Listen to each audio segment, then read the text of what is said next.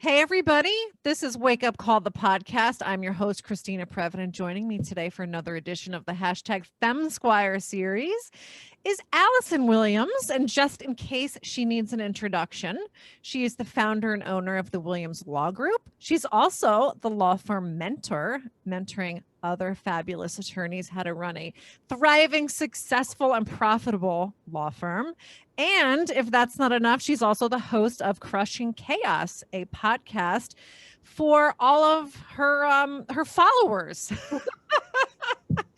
Specifically for people that would like to know how to run their law firms better so that they can have a Williams Law Group one day. Did I get that right? I think you got that right, even though I do like to tell people the podcast is the Crushing Chaos with Law Firm Mentor podcast, because there is actually another Crushing Chaos podcast out there. Really? Yeah, which I didn't know when I named myself, and luckily I named myself in a way that didn't conflict with her name, but yeah. Well, guess what? There's another Wake Up Call podcast out there because I wasn't very creative when I came up with that name. There's like a million other ones, but whatever. Okay, you've got the best one. Thank you, Allison. I appreciate that. So you've agreed to give me 90 minutes of your time. I know, and I don't even have to pay for it. Let's not spread that around. So I do like to start out with the same question for my fem squires. Where did you go to college and what did you think that you were going to be when you grew up? Okay, so I went to Florida State University for both undergrad and graduate school. And by the time I got to college, I knew I was going to be a lawyer. I didn't really have a thought when I was growing up as a kid of, oh, this is what I want to be when I grow up. I kind of toyed around with the idea of being a writer because I always loved to write, but I thought that would be boring and not enough change and that sort of thing. So I got to high school and I ended up having the assignment of cross-examining Christopher Columbus, and the rest is history. Well, do you remember that cross-examination? I do, and I'll do it, but not because I was so great at it. I'll tell you why I remember it. We had an interesting group in my American history class. So I took, for the most part, honors, gifted, dual enrollment courses in high school. So I was academically inclined. But my American history class conflicted with jazz band if I wanted to do the advanced placement American history. And so it couldn't work. They weren't going to move band for me. And I played in both the marching band and the jazz band. I loved music. So I said, all right, well, I have no choice but to take regular American history. So you had kids in there that were smart kids, and you had kids that were barely getting out of high school. And so one of those barely out of high school kids was in my group, and he didn't care about school at all. And he was charged with being the king. I'm trying to remember the exact lingo, but he essentially was the king that preceded Christopher Columbus. And so to delay getting to Christopher Columbus, we were going to cross-examine the king, and the king didn't speak English. So I was to start asking him questions, and he was then to start mumbling in some nondescript language. And so that did not go over well with our history teacher. He was like, this was your day. This was your day. We're like, well, this is court. This is what happens in court. Continuances happen in court. I at least knew that much. And so we got away with that little stunt, and I got away with cross-examining someone who didn't speak English long enough to get me a continuance so that Christopher Columbus, who wasn't quite ready with his part, could get an extra day. And there you have it. So the genesis of your legal career right there. Yeah, there you have it. Trickery, deception, manipulation, all that fun stuff. Yeah, wow. Like a real soap opera. And I have to ask you, I know I've known you over the years and I knew there was a Florida connection, but didn't exactly know what that was. Did you grow up in Florida? Yeah, I was born and raised in Pensacola, Florida. So Tallahassee, where Florida State is located, is only 3 hours away. And I was a shy kid when I was in high school. So going away to college was something I knew I had to do. I wasn't given the choice by my parents, but it was also something I was scared of. So I said, well, I'll go away, but not away. I'm not going to leave the state. I'm not going to leave the region, but it's away, right? Well, I feel like you've grown out of that, but you know what? Sometimes people are shy and you just don't know that they're shy. Would you say you're still shy? I wouldn't say I'm still shy. I'm still very much an introvert, and there is a difference. So, and I tell people this all the time. You know, introvert versus extrovert versus ambivert is about energy, and so I am much happier on a stage in front of 1,000 people where there's a distance and I'm not directly engaging than in a cocktail party with 15 people, because the time and energy that it takes for me to move from conversation to conversation, to be intently focused on a person and to try to socially engage, that is very taxing to me. So I'm still very much an introvert, but I'm not shy anymore. I can pretty much talk to anybody about anything. I'm exactly the same way. And you're right. Most people don't really know what an introvert and an extrovert really is about. They think, because I'll say I'm an introvert and they'll just laugh hysterically, rolling on the floor, like, oh, stop it. I've never seen you be, shy or shy away from a confrontation or a debate ever. And it's, then I have to educate them. Well, yes, everybody needs a good education. Yes. So I absolutely can relate to that. And I think also people would say about you, there's no way she's shy. She's not an introvert. But again, they don't really get what it means. So I can absolutely relate to that. Yeah. So how did you get over your shyness? You just grew out of it? So, this conjures up a whole bunch of stuff. It wasn't like an intentional sort of thing. I really expected when I was going to law school that I was going to be a corporate lawyer, and I expected to be in an office reviewing documents. I actually wanted to be the lawyer in the office reviewing the documents. And what happened was I went to law school and fell in love with employment law. And I really wanted to do labor side management employment law, because I really felt like there were legitimate concerns on the part of employees, and there were legitimate opportunities to improve the life of a company through management. And whether that be the life of the employees, the life of the management, like I just felt that management was skewed with kind of a protectionist stance that oftentimes was harmful to both sides. So that was what my path was. And then I got a job working for the EEOC, and they rescinded my offer right before I graduated. So I ended up being a family law clerk, because in the summer of my second year of law school, my first year of law school, I ended up working for a judge in the court system, really just so I could get that legal research and writing experience. And it was in family law. So once you have it on your resume, it's kind of like, oh, this person knows something about family law, even though New Jersey and New York are quite different.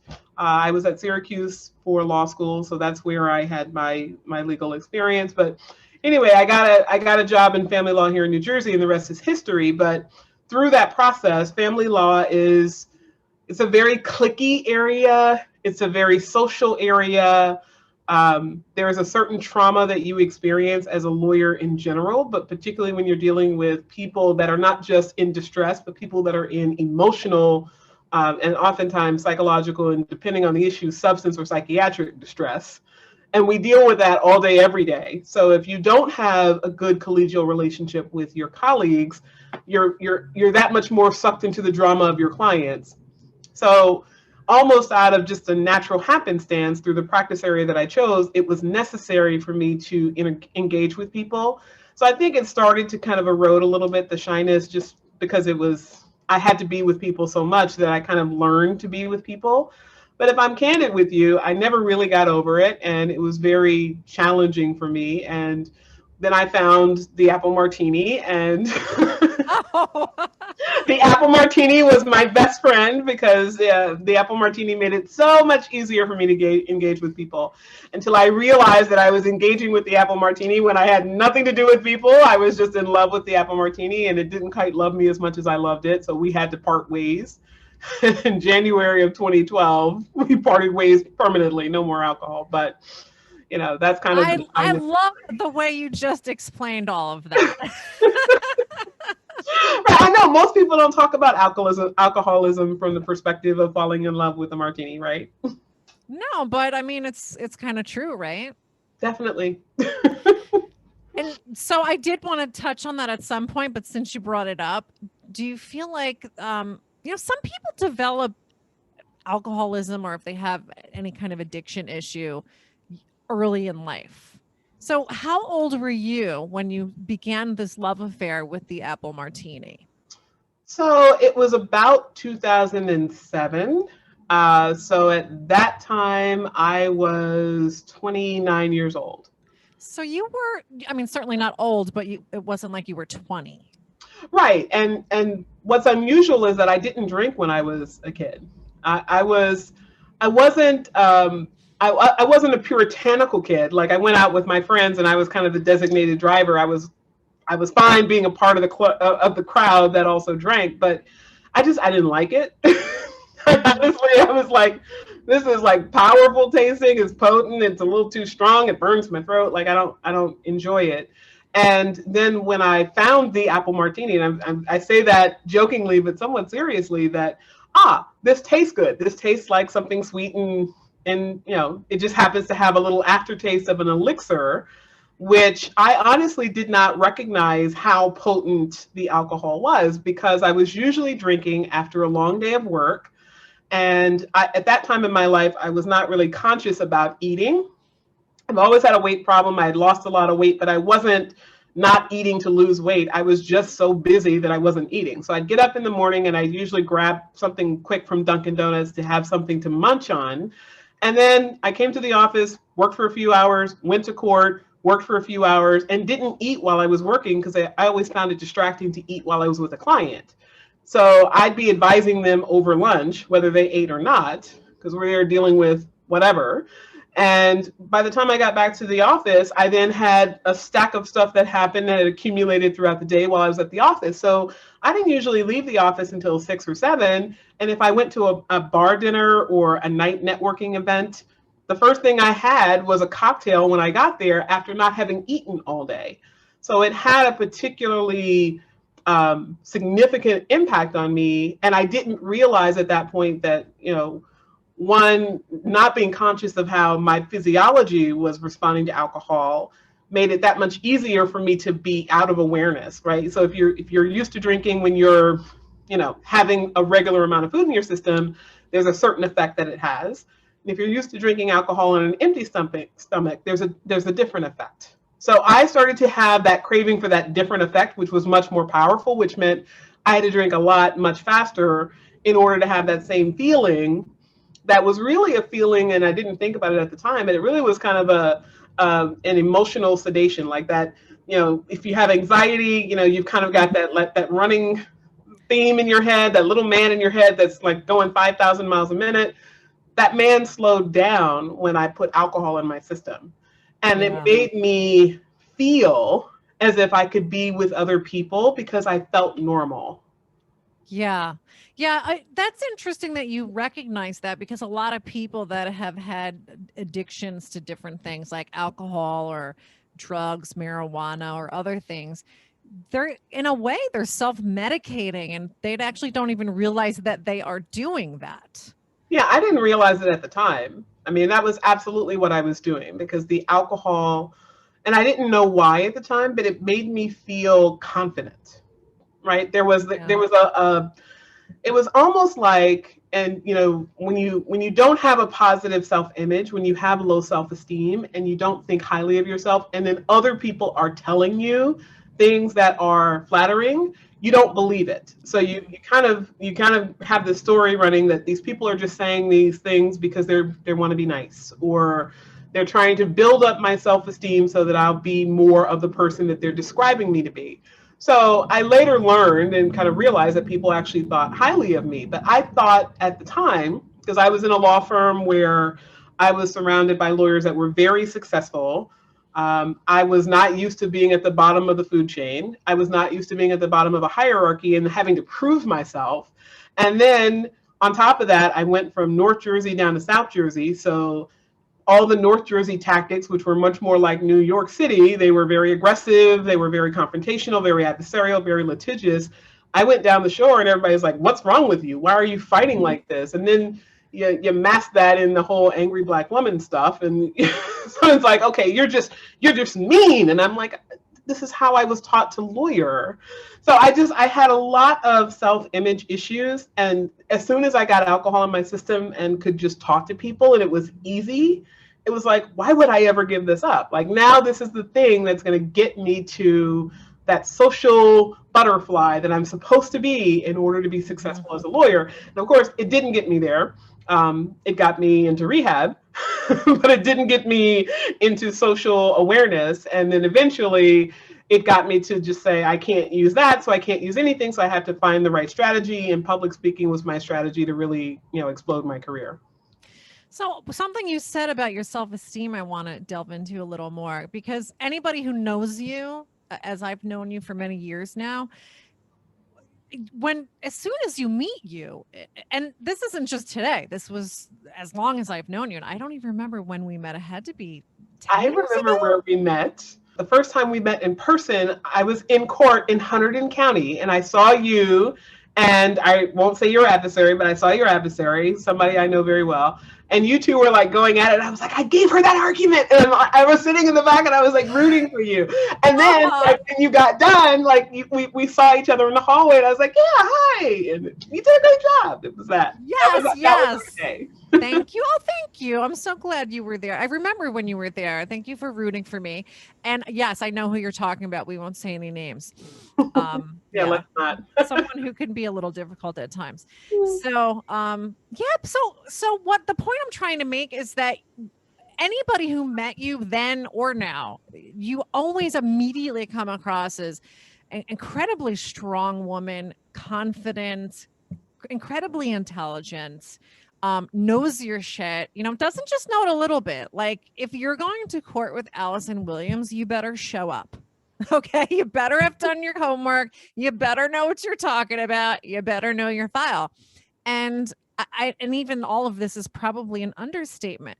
So for you to say that you had self-esteem issues, to me, is really surprising. And I think would be to other people who know you, because you kind of think, but how could she not know how amazing she was and is? So I find that most lawyers have self-esteem issues, candidly. And what's interesting is that, the more you understand about a person's psychology, the more you can get to the heart of the fact that self-esteem is never going to be definitively determined by people that look confident or people that look, weak and tepid, right? Because there are some people that if you watch their body language, they might have hunched over shoulders, they might have a soft tone, they might have a very acquiescent personality, the way that they speak. And then if you ask them about a certain part of their life, they feel very confident. Like there's kind of a quiet confidence that runs through them. There are other people that are very bombastic and they have a very large presence and they project themselves as the expert in all things. And those people are oftentimes the ones that feel the least about themselves, because if you think about it, why else do you need to huff and puff and blow your house down? Because even the lawyers that are putting on the show for the client or putting on the show because that's how they want to persuade an adversary or a judge that they believe in their position, right? That's kind of what you're doing. I firmly believe this and therefore you should firmly believe it too.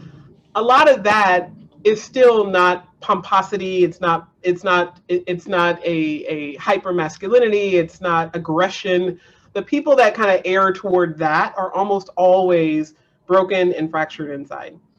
And so when people would say things like what you just said, which is how I could have never guessed that about you, of course you couldn't, because initially I worked very hard at play acting, right? Watching the people that presented in a way that I wanted to present and just copying and pasting, right? I'm a young lawyer. I don't know how to lawyer. And I didn't feel good enough to just figure it out on my own. So I had to study. And I was very vigilant early on in my career, just like, we refer to young lawyers as baby lawyers. Mm-hmm. When I was a baby lawyer, babies learn the most, right? Babies have the most capacity to absorb. So I'm sitting in the courthouse and I'm taking notes. And I literally would just watch people that I was impressed with and I would take notes about how they presented all the time. Okay, this is how they have their hands. This is where they put their shoulders. This is how they use their body. This is how they project their voice. And I would practice in front of a mirror. Like, it was very important to me when I was younger because I felt so bad about myself to positive impression manage myself into looking successful. So I did that. And in that area, I was faking it until I made it. And at some point, once I realized And I didn't actually realize it until I got fired from a job, and people were like, "Oh, you, of course you're going to go out on your own." I was like, "Oh no, I couldn't possibly do that. That's like what real lawyers do." Like I still had that I'm not good enough, I couldn't possibly mindset. And the number of people that reached out to me and said something to the effect of, "How could you possibly not think that you could do this? Like doofus down the road is doing this. You can do this." That I started to think, yeah, okay, yeah, I won 38 trials last year. Yeah, okay, I guess I can kind of do this, right? And that's when the extra started to calm down a little bit, and I was just confident. But I was only confident in that area of my life. I wasn't confident in my relationships. I wasn't confident. To some degree, I was confident in my friendships because I, genuinely connected with people. But I wasn't confident as a person. I was confident in the role that I was occupying, that I had learned enough about to feel like I had learned the role. So you wouldn't walk into a room full of people and just feel like I'm totally at ease here. Whoever I talk to, they're gonna like me. They're gonna think I'm interesting. No, that's probably been like the last 2 to 3 years. Wow. Now I can walk into a room and not have a intuitive confidence, but there's not a lack feeling. There's not a less than feeling, and there's not a I'm not good enough feeling. But there is still not the, like, some people just believe in themselves from their core toes to tip of the head. Everything about me is fabulous, and who would not want to engage with me? I don't have that. And I don't know that I will ever have that. And that's okay. But I love the person that I am now. So that's the distinction. That's huge progress. I mean, so, and you said something earlier that a lot of lawyers have these feelings of inferiority. And it's not just lawyers. I've been reading a lot of other books. A book called Radical Acceptance by Tara Brach comes to mind. I don't know if you've heard of that book, where she talks about how most of us are just walking around all the time feeling completely unworthy. And I haven't finished the book yet, so I don't really know how the conclusion. But I know that you have spent a lot of time working on yourself and with coaches and personal development and reading, and I want to talk more about that. But for you, what do you think that was the core of that? Where was that lack of self-esteem coming from? So here's the thing. This is kind of how I talk to my lawyers about this, my lawyer clients. If you think about Maslow's hierarchy of needs, right? We all have those basic needs of physiological need, security, love, self-esteem, self-actualization, and connectivity with others, right? So we have these various different parts of ourselves that are a part of the human psychology. Where I think, the breakdown happens is, self-esteem is not something that just, it starts in the child, right? But it isn't something that our society is designed to keep you growing in. If you really think about it, the whole idea of connecting with other people is being like other people. But there's only so much likeness that any person can create with other people and still be authentically who they are. So if you're not in the environment with people that are who you are, how you are from birth, and we know that most people would say that they're not the carbon copy of their mom or their dad or their brother or their sister. They are a composite of their preferences, their likes, their desires, their dreams, which oftentimes are completely dissimilar to their families. Even if they don't, they grow up and create a life that's very similar to mom and dad, they didn't necessarily do that because they genuinely desired that. That's what they knew. So if you start off looking at a lens of people, or looking through a lens of people that are seeing you through their eyes, they're seeing you a certain way, and they're acculturating you in a certain way that's not consistent with who you are. So in order to fill the pattern of the people who are raising you, you inherently have to be something that you're not. And then you have an incongruence in yourself that says, I'm supposed to be married with kids and, working at the local nursery, or I'm supposed to be, a high-powered executive who has a wife and children and is, my wife stays home with the kids and I live in a certain household. And those are the stories that are running in your head, and you don't desire those things, or you desire them, but you haven't been able to create them for whatever reason. You're always going to feel a disconnect with who you are. So if you take that kind of big picture and, dial it down to things as simple as, I desire music and my parents are teaching me academics, or I desire to run and play and jump and I'm being taught to read and study and accumulate, then you're always going to be at a place of cognitive dissonance within yourself. And I think that dissonance over time erodes the fabric of who a person truly is at the soul level. So if I can ask you, because I know this is personal, can you tell us what was the idea of that you had to be because it came down from your family versus who you felt like you really were? Well, so that's an interesting question.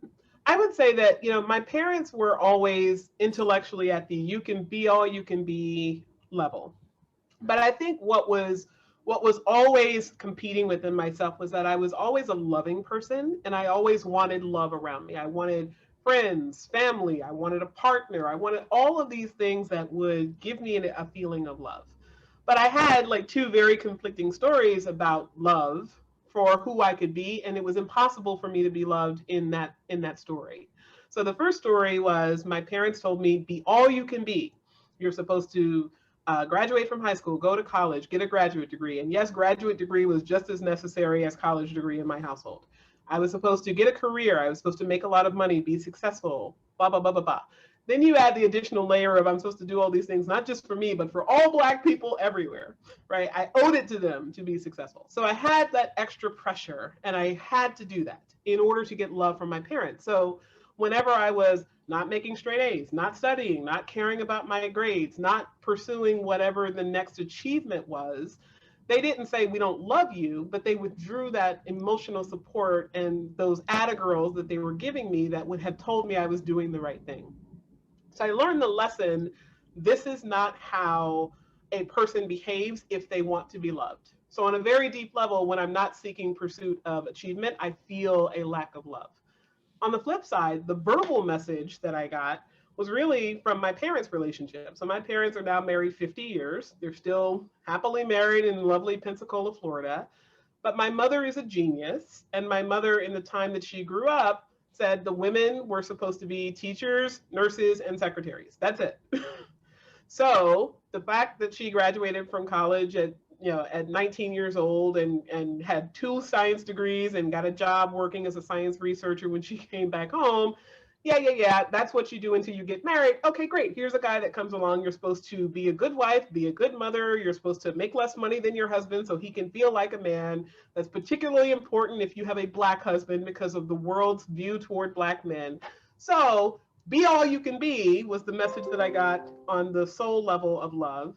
And be less than your husband was the message that I got from my parents. So that meant, great, I can have love in my life as long as I marry a millionaire.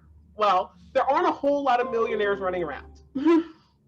Yeah. And all that time that I'm taking pursuing, collecting degrees, collecting awards, collecting success, that takes away from the time that many women spend, and I would say most that are looking to partner spend in the skill of partnership, right? Because there's a partnership requirement. There's a skill that's involved for both men and women to interact with each other and to be at peace with each other. And so anything or any person that came along who challenged my ability to be successful was immediately eradicated because, I'm kind of learning the feminist mantra of, no man's gonna put me barefoot pregnant in the house, especially if he makes less money than I do, because then I'd be reducing my lifestyle to be less than for somebody else. That sounds stupid. And then on top of that, there's the, I don't want to spend my time and my energy being someone's sidekick or support system or helpmeet if you're a religious person. I don't want to be those things if it means that I'm not good enough the way that I am, because I always felt like there was just a devaluation of women in society in general. Like, you're important as a woman if you've got big boobs, if you're willing to have sex, if you're all made up and you're good on somebody's arm, but you're not important as a woman if you are smart, capable, achieving things, and becoming the first American vice president, like we just experienced today of today's recording of all days. So those conflicting messages just made it impossible for me. And so I was unhappy about that, but I was also internally conflicted because part of me said, well, just be less of who you are and this love thing will be easy. And then the other part of me was like, what's wrong with these human beings that happen to be male that are telling me I have to be something other than God created me to be? And I never could balance those two. And that made me internally inconsistent. And of course, the messages then from society was there's something wrong with you. So if you just get over that whole career thing, if you get over that whole need to, accumulate, oh, look at you, you're so obsessed with money, there's something wrong with you. If I'm getting that message over and over again, it really is impossible to have positive self-esteem in light of that. Wow. That's a lot, Allison. It is, right? Therapy has done a wonder of great things for me to work through all of that. Yeah, I mean, and I think that obviously someone like you who has achieved a great level of success, and not that, we're having a contest, but I think a lot of professional women experience that. I've heard them talk about it, not maybe don't say it as eloquently as you just did, but I think that's something in our society today where a lot of women have a similar issue. Is that I want to be successful. I have the drive and the desire to do these big, wonderful things with my life. But are men going to resent me? Am I undateable because of it? Do I intimidate men? And if I have to find someone who's more successful, makes more money, blah, blah, blah, who the hell am I going to find to do that? Right. It's like almost an impossible expectation. So, to put it simply, have you gotten over that? I'm putting that in finger quotes if you're listening. Have you gotten over that, or is that, still a thing? Like, how do you think about that today? Well, I'm not rooted in anger about it. Like I think at one point I was, I went through a really, really dark time in my life. And I talk about this a lot about going through depression and like seriously not turning on the lights in the house, like, living in the dust, keeping myself like, sleeping and not getting up and that sort of thing. But that time in my life really was the anger was coming up about why did God break me? Why was I made problematic? Why was I like put here in this person that really urgently wants to create, urgently wants to build, urgently wants to do business, and that's wrong. So there's something wrong with me, right? So when I got over there's something wrong with me, then it was okay, well, I'm fine the way that I am. I'm great the way that I am, right? All of us are God's creatures, so I'm just as good as anyone else. There's someone out there for me. And the realism of coming to that awareness when you're in your late 30s and already have amassed a certain amount of wealth and already have a certain public persona and all of those things, there is the baggage and the weight that comes with it. But now it's a lot easier to reject people that can't deal with it. So, once upon a time it was, okay, here's this person that can't deal with it, but look, he's great on paper. He's got, he makes this much money and he owns this kind of house and he drives this kind of car. I got to go figure out how to be less than for this guy. And now it's okay, great. Here's a person. Oh, this person doesn't like the whole work thing, so he's a no. And now I just release it because, and this is kind of the side that I don't think a lot of people like to talk about. If you grow up and you marry young, right? If you date consecutively in your 20s, marry in your 20s into your 30s, divorce and start dating again, then you're in a state of being in perpetual relationship to someone else, so that's comfortable and that's common for you. And there's also kind of an idea of what's going to happen if I get too old and there's not someone there for me. My belief is that I've been on this earth by myself for however long. So as much as I don't want to say it because it doesn't sound good to say, I'll be fine if no one comes along, right? I've been doing this life thing now for 42 years, almost 43. We both will be 43. Or actually, we both will be something next month. I won't say that you'll be 43. Oh, I'm okay. I'm 45. I'll be 46. Birth month is coming up. Yes. And I'm kind of like, whatever life brings in the future, I'm not going to be horribly broken if I never find, because I'm kind of past the point of seeking. I'm now kind of at the stage of life where I'm experiencing, and I do the things that make me happy and I do the things that make other people successful in life and I contribute, and that kind of fills me up. So the Yeah. other part of life, I'm not going to lie, I'm a regular human being, and I have needs just like everyone else, but if those needs don't get met in the way that a traditional relationship would create that for me, so be it. Well, that's an interesting point that you make, is that if we're okay being, because not everybody actually is okay being alone, but that's another conversation. But if you're okay being alone now, why can't you be alone at 70 or 80? Because it's Why? scary. Yeah, right. Well, maybe it's just because we don't really know what it's like to be 70 or 80, right? Like Well, I yeah, think of myself as this feeble old woman with a cane who can barely get around. Yeah, I want somebody. you're not going to be the feeble old lady in Miss CrossFit at 70. I don't see that happening to you. But I think the fear of what happens when you don't have a partner is real, because when I visit my parents, I see them and they're so interdependent. Like, the greatest worry that I have right now in my life is what's going to happen when one of them goes, because they're both, thank God, knock wood, they're both in really good health right now, but they're getting older, and of course stuff starts to break when you get older. And they're so used to when one of them turns to the left, the other turns to the right, and it balances itself Mhm. out. But whenever something happens where I have to depend on another person, I get a little sensitive about that. So it was year before last, all of a sudden I'm driving, and I was dating a guy at the time, and something happened. Like, I felt like a weird sensation, and then there was like a darkness on the side of my face. And I kind of put it out of my mind, got home, went to bed. The next day I'm driving, and I put my hand up, and I remember I could only see the palm of my hand and I could see the tip of my fingers. This part of my vision of my line of vision was missing. And what I learned was that I had a retinal detachment.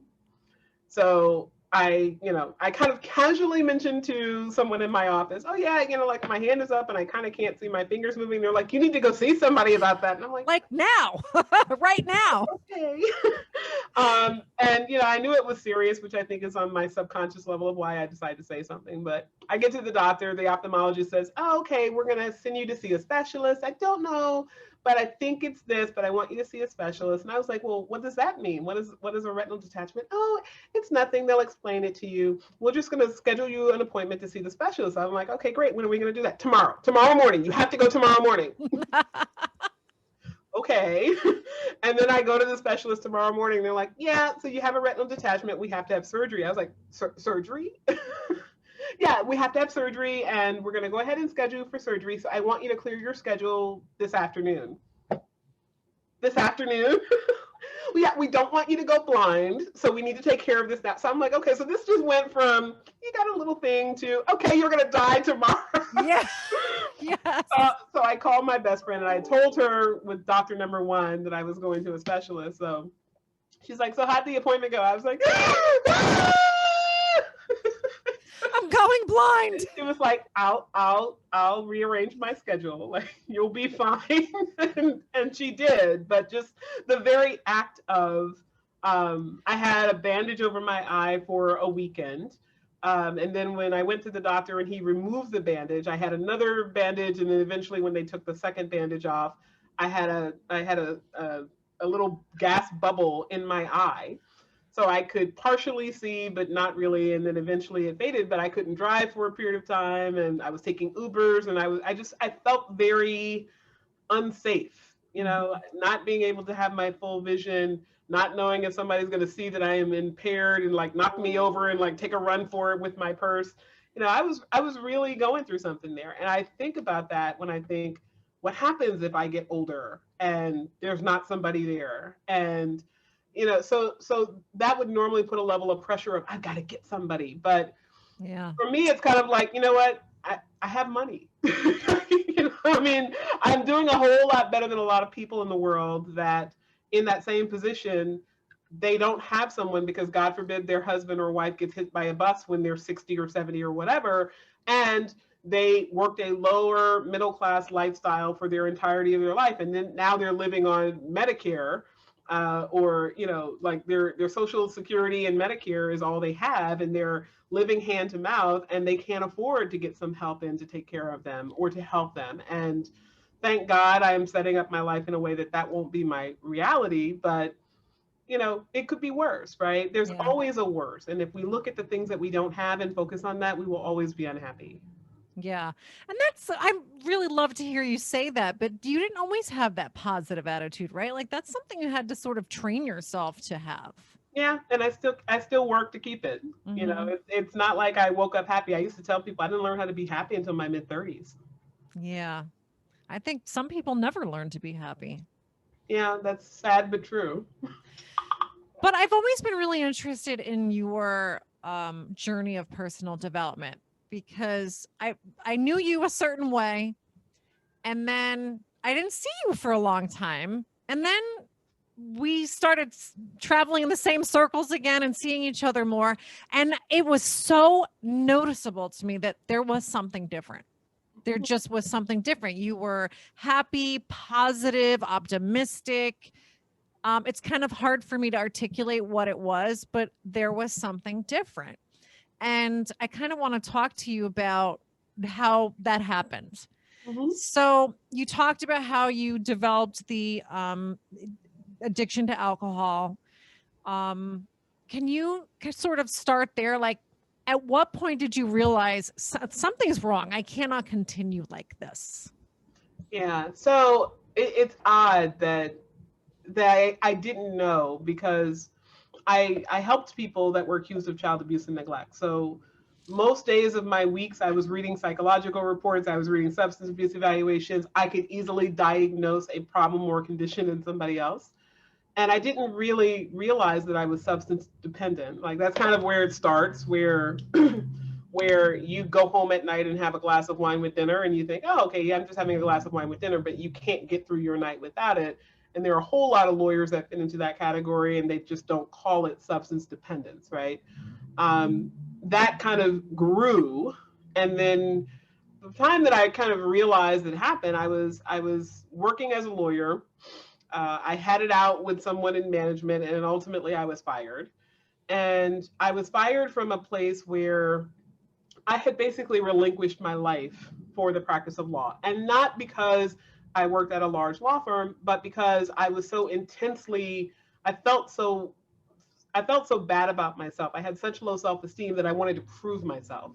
So the managing partner of this law firm was very much like a father to me. He looks like my father, he sounds like my father, he has that same urgent, high standard kind of mindset. And so I was really, when I was fired from that job, I felt like I was put out of the family. So that sent me precipitously to the to the bottom of a bottle. I mean, when I wasn't working at the job that I got after that, I was drinking, and didn't really realize that that was an issue until one day it's like 3 o'clock in the morning. I wake up, I can't get back to sleep. I have a bottle of wine to get myself back to sleep, and then I overslept for court. And it's like, I don't know, 9:30 in the morning or whatever. I'm supposed to be at a court appearance at 9 o'clock, and I'm like, oh my god, oh my god, oh my god, and look down, and my office had called me, my client had called me. So I kind of make up an excuse, smooth things over. That day was kind of the, yeah, now this is affecting other people, so this can't happen anymore. So called a friend of mine and told him I wasn't okay. And he got me to the Lawyers Assistance Program in New Jersey, which is fabulous. And I credit them with a lot of positive changes in my life. And really went into a detox program for 5 days, left that program, put myself into voluntary group and individual coaching or counseling, if you will, at a substance abuse facility down in Red Bank.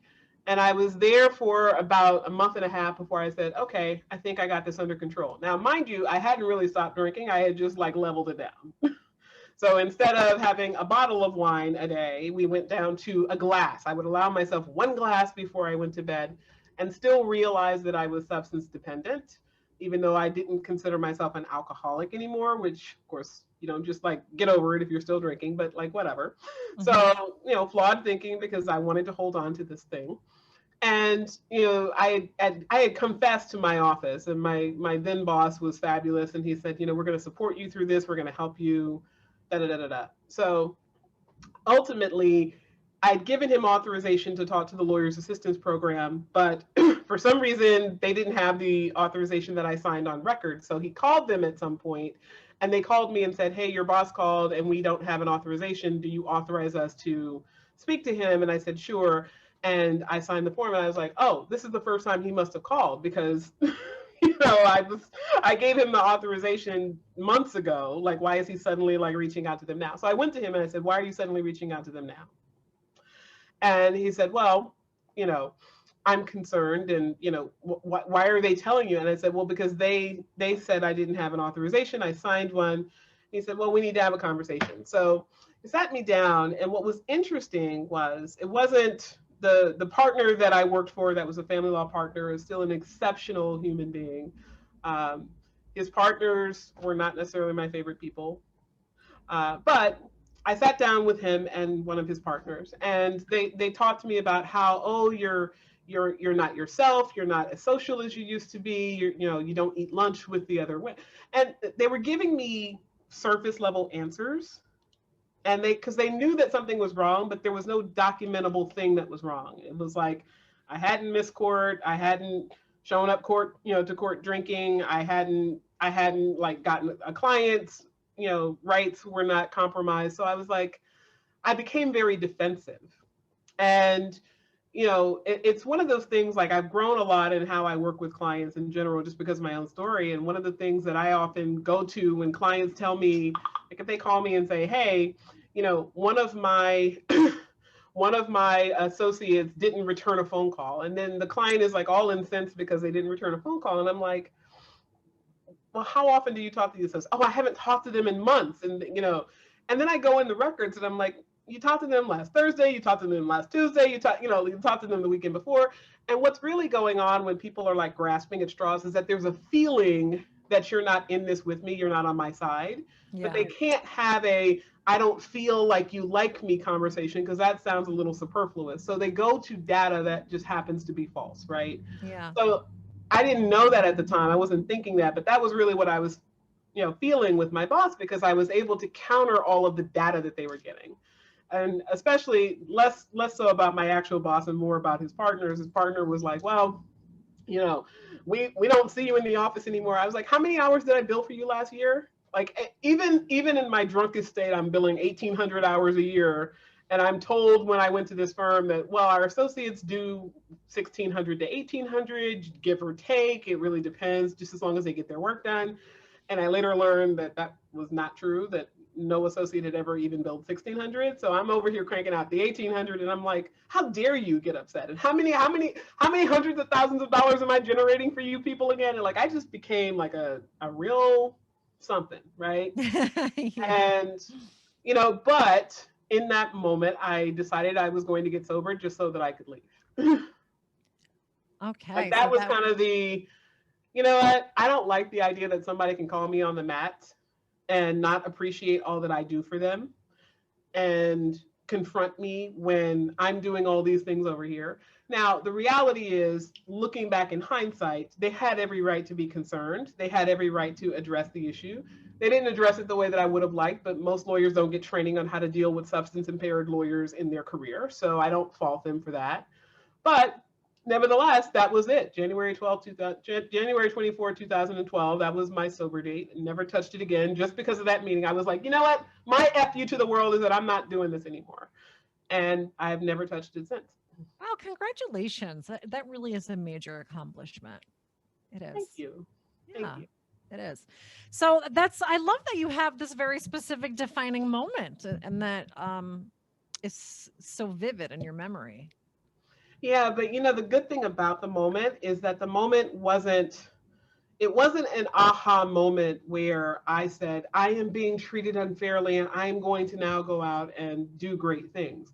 I was still very flawed in my thinking at that time, right? Because, and as a law firm owner, I have never dealt with, an alcoholic attorney in my law firm, but I've dealt with other behavioral issues or problems. And when I confront someone with, here are the facts and data that supports that this is a problem, if I get pushback or attitude, I can address that very differently now, having gone through the experience of giving that.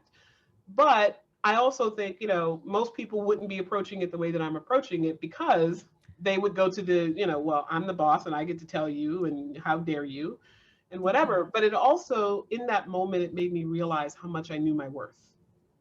Because by the time I left that law firm, I had a $500,000 book of business. So even though I was starting a law firm at $0, I knew that as soon as I told 43 of the 48 clients I was handling at the time, hey, I'm going down the street, all of them were child abuse cases. They couldn't stay at the law firm. There was nobody who knew how to handle those cases. So I had kind of, without planning it, created a little silo of protection around myself so I would be able to support myself. And I also realized, okay, I'm at this office. This office didn't have the best AR policies. I'm the one who's creating a policy for who we're going to call and what we're going to say. And I'm the one that's collecting hundreds of thousands of dollars of their AR that preceded even me. And I'm the one that's putting together, all right, we ought to be meeting as a staff at least once a month. So let's have a staff meeting and like make sure everybody knows what's going and all the buses are moving on time and all that stuff. And, you know, hey, it's a holiday. We ought to be doing something nice. So Easter, I'm throwing out candy. And Christmas, I'm putting out tinsel. And I'm doing these things to create a culture and a community and advancing their business. And the only thing that I wanted was them to say, wow, what an asset you are. If I had had that, I would have gladly worked for less money. I would have gladly advanced their business. It really wasn't about having my name in lights. It was about feeling validated. Yeah. And now I recognize the power of that. So when I am dealing with team members on my firm, I make sure that we schedule the ahas and the atta girls and that we express gratitude and we tell people how much they mean to us. Because if you don't give people that, you know, at some point, if they have a wounded enough ego, they will pick themselves up and leave and go elsewhere. Yeah. Yeah. I want to talk about that more. So it sounds like you were on that upward trajectory of personal development. I feel like that's such a generic, broad term, but for lack of a better expression right now. So it sounds like your self-esteem was improving at that point. You were recognizing your worth and your value. Because maybe the Allison a few years prior to that wouldn't have had those thoughts like, hey, I'm bringing in X amount of dollars. You know, I have value. You're not seeing it. So what's interesting is we talked a little bit earlier about the idea of self-esteem being compartmentalized. I still did not value myself as a person, but I did value myself as a lawyer. Okay. So in other words, I knew by that time that I was starting to, and I had evidence to support this. So it wasn't like I came to an awareness on my own and suddenly said, maybe I'm worth something. I was starting to generate cases from, you know, the largest law firms in the state of New Jersey. I was starting to be called by the news media. I was starting to have a reputation. I would come into a courtroom and say my name for the appearance, and the court staff would be like, oh, it's you. And so like I started to get external signs that I was more than I thought I was. And that's what was buttressing I can do this lawyering thing. But I still didn't think I was a worthy person, didn't think that I was worth much in the grand scheme of things. So I felt like the only thing that I really had was my lawyering. So I was like, if you're not going to appreciate the only thing that God put me here, like I thought really I'm a waste of a person except for this thing that I do over here, which is lawyer. So if you're not going to value the lawyering thing, that means I'm really worth nothing. And if I'm worth nothing to you, I don't belong here. My self-value, my self-esteem, that includes all parts of myself, my spiritual self, my emotional self, my physical self, my human self, my personality, all of those things about myself, I came to appreciate probably, as I said before, late 30s. And that was a journey of really understanding why I thought the way that I thought and having someone not just confront or cross-examine or challenge me on my thoughts, but ask me to really examine my thoughts as to why I believed that another person who I might show grace to, who I might give my all to, who I might say is a worthy human, because I could look at a substance abusing parent or a mentally unstable spouse and treat them with the same level of respect and regard and care and concern as I would for any other person without so much as a thought about it. Like I never looked down on other people that had those problems. And I would say, well, why is it that if I have the exact same problems and I have this career and I have these other things about me that I've done that help people, like why don't I value myself? I don't understand. And not understanding is the first part of it made me intuitively curious about why I was thinking the way that I was. And then I started asking deeper questions and working on the self-esteem piece. And how did you do that? I mean, I know some of the things you did, but I'd like to hear you describe that whole experience and what you did. Yeah, so I mean, it's a combination of things. So the first major thing was, and we have this in common, is I started working with David Nagel. So David calls himself a wealth coach, but essentially it's life coaching. And when people hear life coaching, they think, great, somebody's going to tell me how to have a great life. Isn't that spiffy, right? That was kind of my thought about it when I first heard it. But then I started listening to him, and I'll tell you, I had a negative experience with a coach, not associated with David, and I don't want to use this person's name, but I had a negative experience there, and this person referenced David. So I said, maybe there's something, like, because there's some reason why I'm choosing to experience this person. Mm-hmm. Why would I choose to experience this person? Maybe it was so that I could find out about this other person. So I Googled David's name, and a whole host of YouTube videos came up. And I just started listening to the videos, and I was mesmerized. And he talks about universal law, and he has this very deep, mellifluous voice. It's like the kind of voice that just soothes you instantaneously. And I thought, wow, what is he saying that, like, is just kind of resonating? And there was so much about the different ways that, and it's not Christianity, it's not Judaism, it's not Islam, it's not religion, it's spirituality. And it was about how God or source or the universe functions in the world, and that it's not haberdashery or fantasy that was passed down from person to person over the years, but it really is the way that the world works. And so when you start thinking about the way that the world works, from things like the law of polarity, that there's an opposite to everything, and it's equal and opposite, and if there's a problem, there's equally a solution, and you start retrofitting your life to these laws, you say, yeah, that is true. And there were so many things like that with David, where I would listen to something he would say that would just be kind of a simple but poignant point.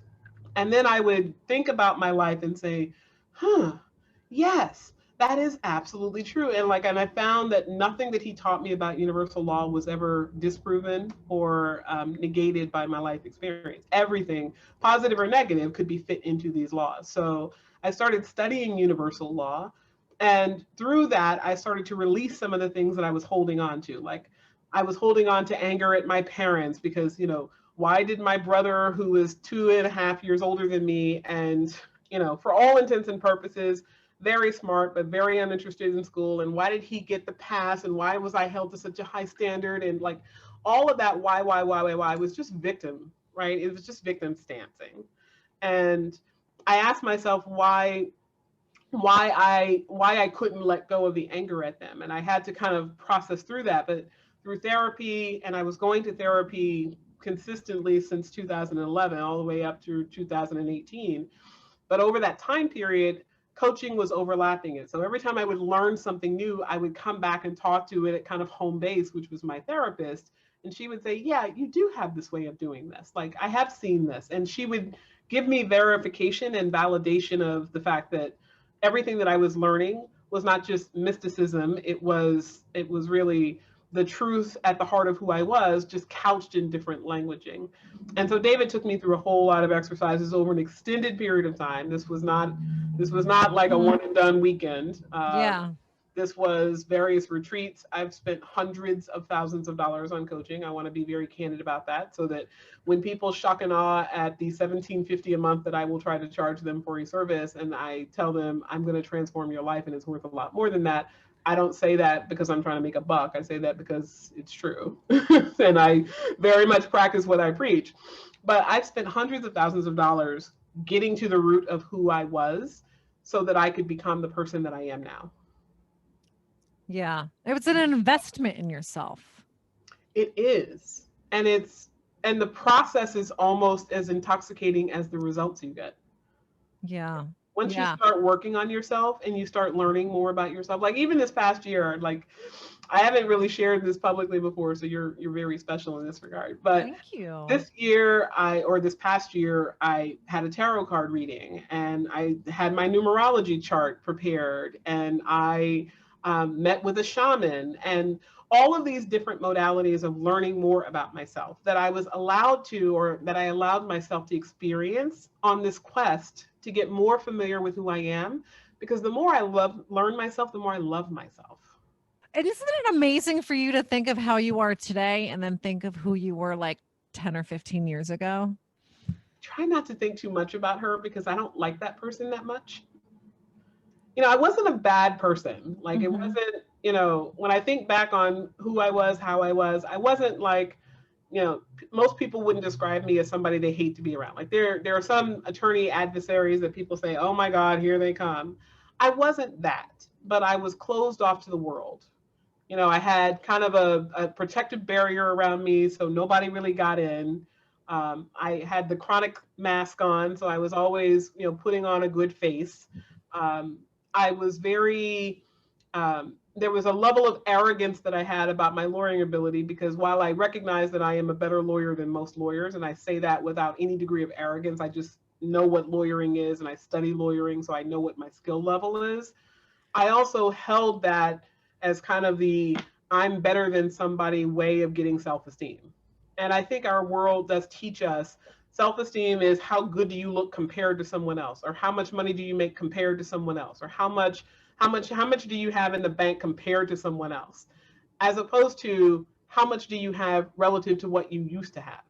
You know, what do you look like now compared to what you used to look like? How are you evolving? How are you getting better? How are you growing? And Yeah. so when I compare myself against myself, I can't help but love myself because there's so much progress that I've made. But if I compared myself to other people, there's always going to be somebody who's thinner or smarter or richer or whatever. Like there's never going Yeah. to be a lack of people that have more of what I desire, because the only way I can desire it is to see it in existence. So the very fact that it exists in order to inspire me to create more means I have less than someone. So that means you'd always be on a perpetual cycle of looking for your next best thing if you don't let go of comparing yourself to other people. And that was probably the greatest freedom that I created in my life. Well, I like something that you just said earlier is I don't remember your exact words, but you're happy enjoying life now. Because so many people, myself included, feel like, oh, well, once I have X, Y, and Z, you know, and once my tax return has a certain dollar amount on it and I have that house and that car and that whatever, then I'm going to be okay. I can rest and I will be happy. But what are you doing in the meantime? What is this? You know, how are we existing in the meantime? Well, so I would love to say that I am like fixed. Yes, you're Right? cured. I'm cured and I never ever think about, you know, wanting the next thing. Like I am a very ambitious person and I'm always looking to better my best.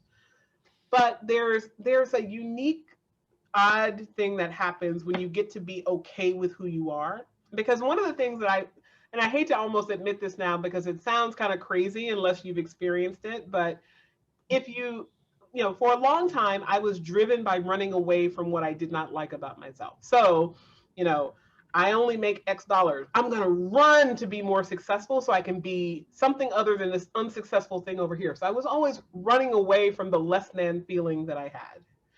And then at some point, I got to a place where I was very successful. Like, you know, I think I've told you I've grown this law firm very quickly into a lot of resource. So from zero to a multi-million-dollar law firm in 3.5 years, 3.5 years later, I took a deep breath and was like, okay, now we got plenty of money. We got plenty of people around us. We're not working like a slave. This is good, right? And that lasted for a couple of weeks. And then I was like, who the hell only works 5 hours a week? This is crazy, right? And I got to do something with my life. And then, you know, I went into the direction of coaching. But, you know, even still in that moment, I pursued coaching out of having an interest in, a desire for, a need to help people. I wanted to pour into people. I wanted to create something. I wanted to build. I did not want to run away from the person that I was anymore. So Yeah. those two experiences could coexist. I could both be happy standing still and be happy looking for the next thing. And there was no friction between those two things. So if I got the goal, great. If I Mhm. achieved the next milestone, wonderful. Made the next million, perfect. But if I didn't, I'd still be okay Yeah. because I enjoyed the process. And that's what it's about. Yeah. And you know, something you said is striking to me too is that I think it's something that David always says is it's easy to look back on yourself and say, oh God, who is that girl? You know, I could look on some really dumb things I did in my early 20s and, which I won't get into now because we're here to talk about you, Allison. But those dumb things, Christina. oh God, like I'm not ready for that. I'm not ready. Just stupid shit. And where I just think, God, why did I do that? You know, who was that girl? Why did she think so little of herself? And, you know, feeling uncomfortable with myself as I think about it. But David always says that, you know, wherever you were in life, wherever you are in life, those things all had to happen to bring you where you are now. And whatever you are now is bringing you to the next thing. So I think there is some comfort in that. Well, and you have to see that in your own life, right? Yeah. Because if nothing else, you know, the way that you're able to engage with people, the way that you're able to interview people, I mean, you're a very good interviewer. And I don't say that just to like pat you on the head. Like, not everybody that has a podcast, and I've been on a lot of podcasts, not everybody that has a podcast is a really good interviewer. They go through their list of questions. It's not a real conversation. It's question answer. It's dry, or the guest makes the show. Like, you've gone through some stuff, so you can relate to people when they talk about their stuff, and that's what makes you, you know, the phenom that you are now. Thank you, Allison. I appreciate that.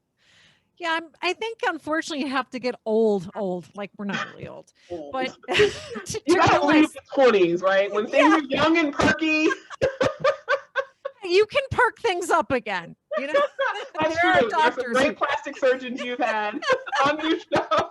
Yes. We know you can perk things up again. Yes, you can. So I don't know. I think I am appreciating that more, is that I am where I am.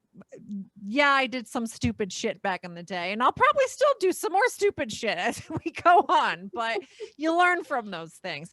And another thing I wanted to comment on, it's something interesting that you said, because I heard this on another podcast. Can't remember which one it was, but a psychiatrist who isn't just, you know, doling out pills, but is actually talking about some of the things we're talking about here, said, if you're uber ambitious and driven, you might want to consider, are you really running towards something, or are you running away from something? Yep. And it was really the first time I'd ever considered that. Well, and I'll tell you how you know. The easy way to know is if you think back to those moments where you were urgently trying to get somewhere and you got there, how long did the high last? Yeah. And I'll tell you, I would hit highs in my life and they would be like a nanosecond, right? From the time that I was in middle school, I wanted a Lexus. That to me meant something. I will have arrived. And then life happened and I started a law firm, and I went out into partnership with a partner that was not the right choice for me, even though my partner and I are really cool to this day. But it wasn't the right choice for us. And so we separated ourselves, and we separated ourselves precipitously because we were urgently trying to solve the problem of being together. So we said, all right, 30 days, we're done. And 30 days, I had 50 some odd clients that I had to still service. Now I didn't even have a partner to help me. I didn't have an associate that was going to help me. I didn't have a secretary. I was going to be completely on my own. So I had to hire people. I had to like set up all my licenses. Setting up a law firm that had that much revenue, that many client servicing needs, you know, on 30 days notice was very, very challenging. So I had that experience. And I remember as I was going through that experience, my thought was, oh my God, I'm never going to get through this. I'm never going to get through this. I'm going to collapse under the weight of this, right? And I didn't collapse under the weight of it, right? It was a challenge, but I didn't collapse under the weight of it. But as I went through that experience, we have kind of the flip side, which is, you know, when you have more time and you have more people, you have more resources, you can do more. But I didn't see that. I was kind of like just stuck in this is where I am. I can't believe I did this. It's never going to get better. And, you know, if I really think back over that moment, if I think back over that period of my life, I could say that period of my life prepared me for the stuff of somebody walks into my office and they've had an emotional issue over their weekend and they quit. Or like now lawyers quitting, lawyers having to be terminated, that does not faze me. It doesn't get into the weeds because I've had the traumatic experience with myself. So now other people's trauma is never going to be my trauma, and I can just stay thankful that, okay, it's unfortunate that person's going through something. It's not my stuff. It's not my Yeah. stuff, right? Not Hmm. my circus, not my monkeys. Yeah. Yeah. So something else David says a lot is that when you change, it obviously there's like a ripple effect. It affects other people around you too. And sometimes as a result, you lose those people because whatever that dynamic was that existed between you that served both of you, it's been disturbed. So that person may go away. I remember one time I asked him, well, how do you get rid of these people that are toxic around you and not serving you any longer? And he said something really interesting that I didn't even see coming. And he said, you won't have to. They'll They'll get rid of leave. themselves. Yeah. So did you experience that as you've developed? So I did. I did, and I'll tell you what's interesting about it. Because most people think about toxicity from the perspective of an abusive spouse or a really hostile, nasty friend. I never had those things, right? My best friend has been my best friend now for, well into the decades, and you know she has been more negative at different times in her life, and there are times where I pull away, and when she feels me pulling away, she knows that that means, like, okay, we need to get on the same page. So in Mhm. some ways, my evolution has been a help to her. But beyond that, the people that have typically left my life because of my evolution have been employees. And what tends to find itself into my orbit, because my world is really business based, and a lot of people don't understand that that actually is my joy, my zen. I'm not suggesting that every person has to be like all business all the time. It's not because of ambition anymore. It's really just where I find my happy. I love to create. But when I would have evolutionary processes, when you meet people where they are, but you also meet them where you are. Mm. And you don't realize that until you start to look at yourself in mirror. And one of the things that David gave me early on that was like an excellent exercise is there's a book by a woman named Byron Katie. She goes by Katie, but her name is actually Byron. Her first name is Byron. And the book is Loving What Is. And one of the exercises that she has in there is flipping, so that you write down all of the things that you dislike about a person, and then you say I am in front of them. So just think about the person that triggers you the most, right? The person that you can't stand them, you're frustrated by them. They come in late, they leave early, they're not dependable, whatever, right? You put these things down and you characterize them. This person is histrionic, they're undependable, they're not reliable, they're not true to their word. And then you put I am histrionic, I am unreliable, I am not true to my word.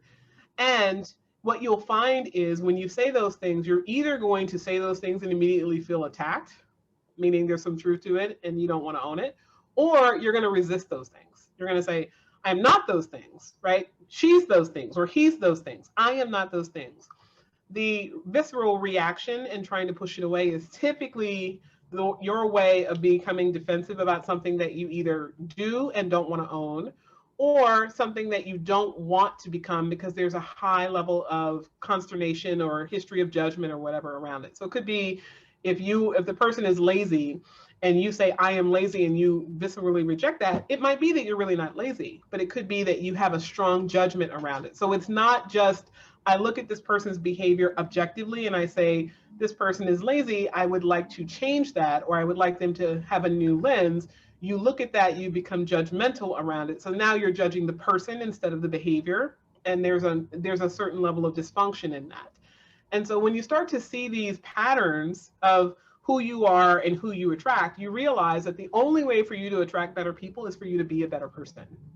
Mm. So now the people that I attract in my law firm are inherently better people. Like, you can just, like, before I will even entertain an interview with somebody, we get on the phone with them, energetically I can just tell if the person's not our kind of people. So later in fourth quarter of last year, we needed to add up. We needed more people on the team because we started to experience growth. So we added 2 lawyers, and it took us from the time we placed the ad to the time we, got the resumes in, did the screening, went through the process, checked the references. All of that took us about a week and a half. Oh my God, I thought you were going to say like months. No, it took us a week and a half because there's a process, right? So whether I follow the process by checking references over 2 weeks or I check them all in one day, I'm following a process. There's a process whether I screen the resumes all over a week or I screen them all over an hour. I have a process for screening them. So all of the process remained intact. The decision then was based on the data. It wasn't based on, this is how I feel about the person, because I could separate my feeling and stay in the energy of, this is who came into my world. This is what that person offers. Here are their strengths and weaknesses. And what does the information tell me? Because I'm not invested in the outcome based on the wound that's being healed by adding somebody, or the wound that's being triggered by having the antidote of what I am. So if I feel like I'm not smart enough and I hire somebody who I think is really smart, then I'm filling a void in myself rather than filling a need in my business. That's a whole lot of self-awareness right there, Allison. It is. It is a whole lot of self-awareness, but it makes life better. It does. It makes friendships better. It makes relationships better. Like, every person that comes into your life is not meant to be there forever, but they are always meant to show you something about yourself. Yeah. Wow. I feel like there's been so many mic drop moments in this conversation, Allison. One of them that I love, I think I'm going to put it on a piece of paper and put it on my desk. The way to attract better people is to be a better person. Yeah. It's so true. It sounds so simple and basic, but I didn't think of it myself. So when you say it, it sounds like, duh. Come on, Christina, you're a divorce attorney, right? We say it all the time. A 10 doesn't marry a 2. Yes, true. Right? And whenever I've said that before, I've said it to people that have like left bad relationships, and they will say, "Oh, my spouse was abusive. My spouse was nasty. My spouse cheated."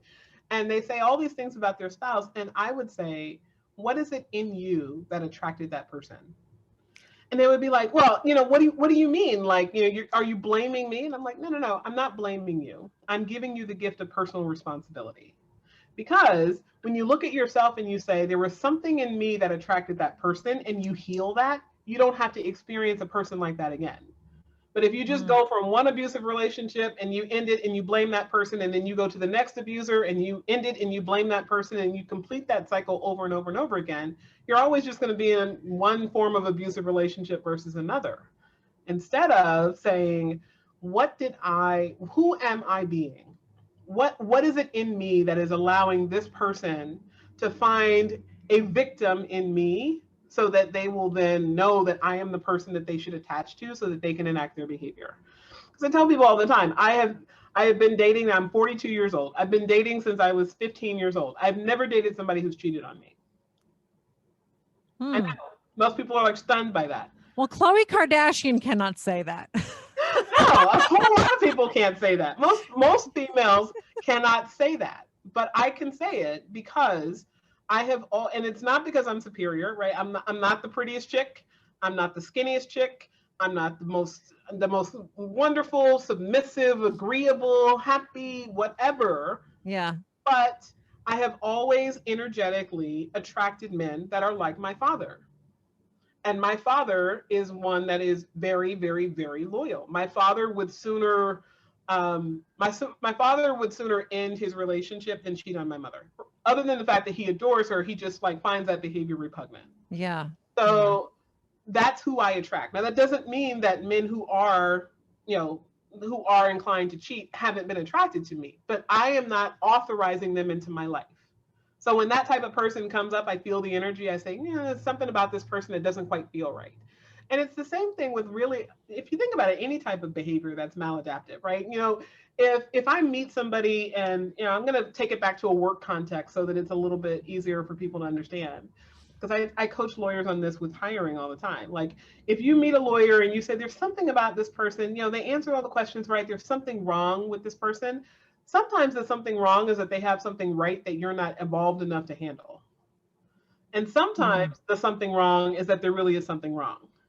So how do you know the difference?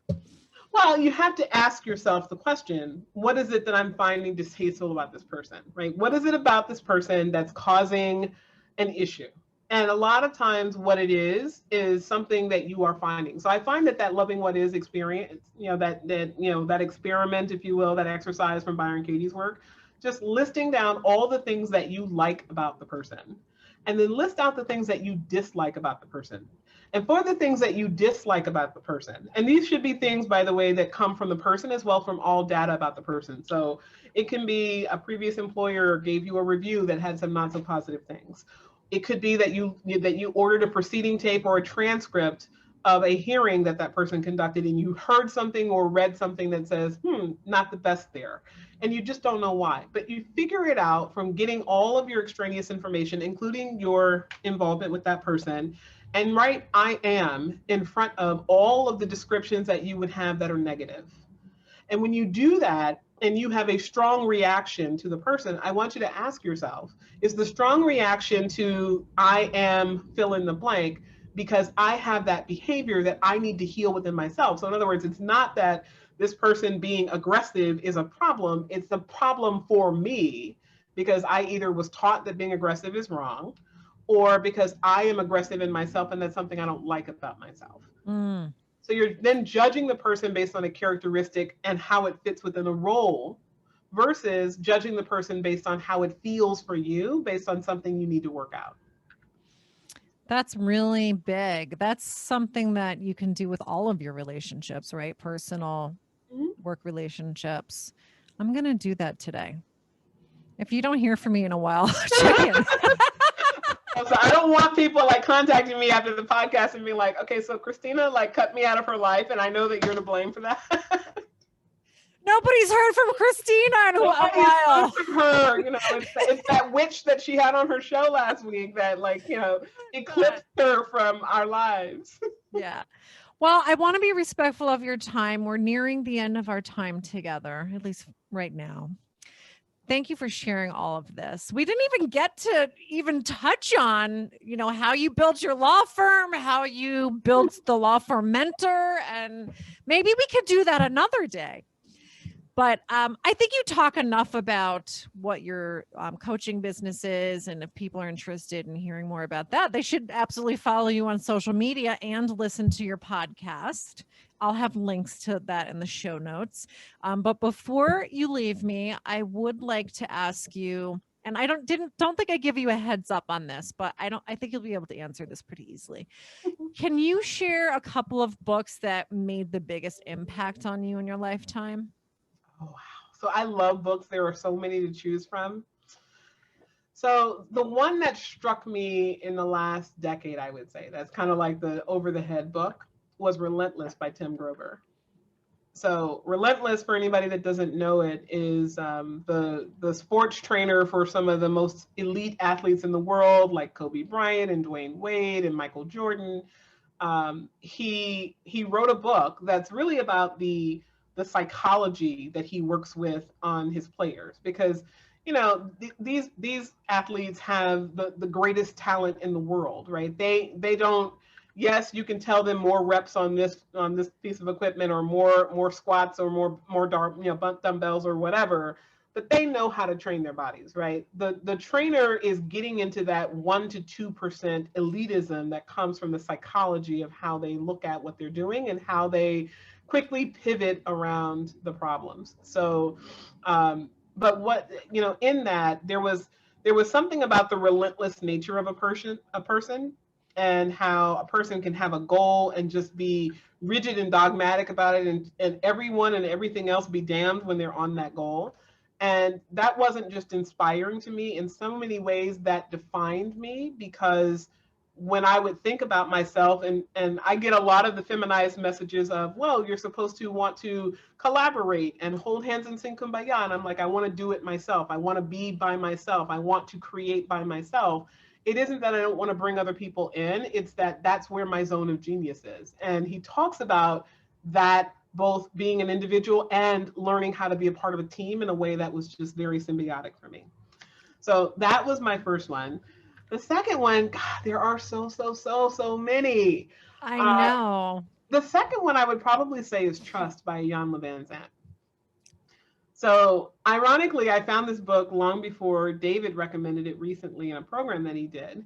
But this book is about the four trusts: trusting God, trusting self, trusting others, and trusting spirit. And I remember reading it, and it had so many elements of how we build trust with ourselves that was like, yeah, that's what I did in order to deal with. So there was a lot there that I could say that was concrete. It was made concrete for me by hearing her verbalization of it versus, again, that unconscious competency of, oh, I've improved in this, but I didn't necessarily know how or why. Yeah. And it was kind of reverse engineering it through the process of reading her book that really helped me to share a little bit more of the tools and strategies with other people about how they could advance their lives. Well, thank you. And I happen to know that you were on Goodreads. If anybody knows what that is, it's sort of like an online bookshelf forum where you can put all the books you've read. I stalk you on there, so please keep it updated. And yeah, well, thank you so much, Allison. I really enjoyed this. I learned a lot more about you, and I really appreciate you giving me your time so generously. You are welcome. It was a lot of fun. I think it was a great conversation, even though it didn't go where it was intended to go. It went exactly where it needed to go. Yes, those are the best ones. That's why I don't script these. I keep them very organic. You never know where they're going to go. Absolutely.